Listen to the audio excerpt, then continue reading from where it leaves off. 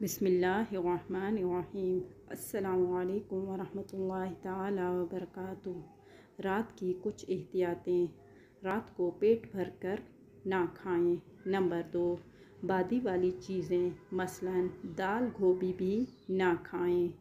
Number 3, खाना खाने के बाद कम से कम 40 कदम चलें, मतलब कि चहलकदमी करें। नंबर 4, सोने से 2 घंटे पहले खाना खा लें। कम से कम की मिकदार बता रही हूँ, यानी कम से कम 2 घंटे पहले। नंबर 5, रात के वक्त फजूल बहस मुबाहिसा ना करें। नंबर 6, रात को मोबाइल को चार्ज पर लगा कर ना सोएं। बहुत से हादसात हुए हैं। नंबर 7, मोबाइल को कम से कम 4 फुट खुद से दूर रखें, कि डॉक्टर भी यही कहते हैं।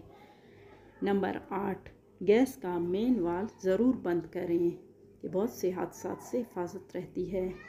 नंबर 9, बाहर का दरवाज़ा बिस्मिल्लाह पढ़कर बंद करें।